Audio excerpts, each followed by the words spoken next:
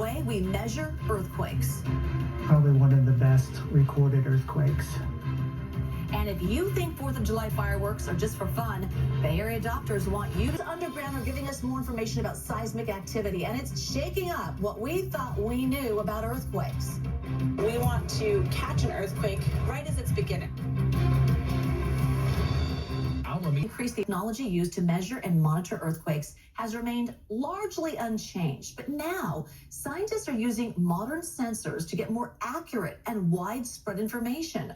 Brian Hackney shows us how fiber lines, the type that give us access to the internet, are helping Bay Area seismologists. We're at Lawrence Livermore National Laboratory at Building 121. And inside Building 121, We monitor earthquakes. Gene Ichinose and Tim Brandt monitor them inside this room using this machine, the interrogator. What's it interrogating? The fiber. Fiber optic cable, that is, which Tim taped to the floor, and even the lightest tap is digitally recorded. And that's a big step forward.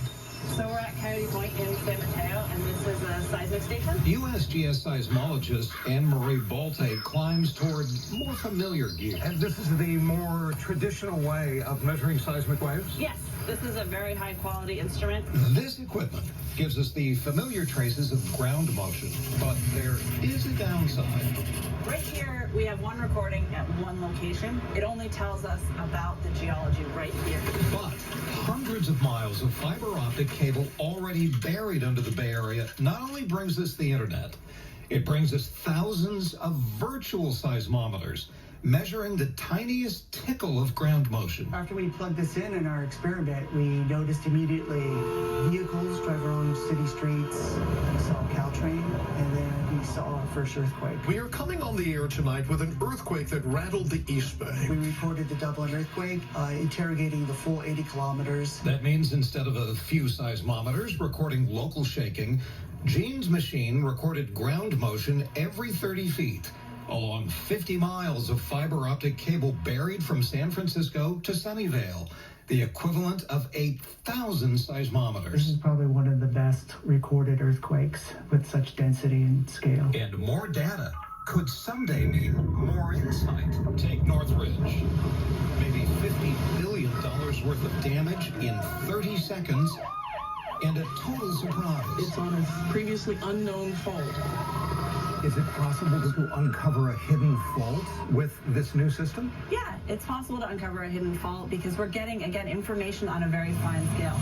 Another tremendous upside of fiber, it's cheaper. Installing this single traditional seismometer costs about $100,000. For the same money, the interrogator virtually installs thousands. Fiber's already in the ground. You don't have to do any digging. And since the buried fiber might be much closer to the next epicenter, For earthquake early warning, we want to catch an earthquake right as it's beginning. And every millisecond counts. Every millisecond counts, and then we can get you a warning a little bit quicker that waves are coming to your house. the more modern technique is shaking up seismology. It is. It's a really exciting concept, and it's going to open all kinds of doors for really creative, interesting studies for us to understand the Earth better. The scientists tell us this technology was developed at Stanford nearly a decade ago and is now being rolled out by the officials at the Lawrence Livermore National Laboratory. Back here, without the ground movement.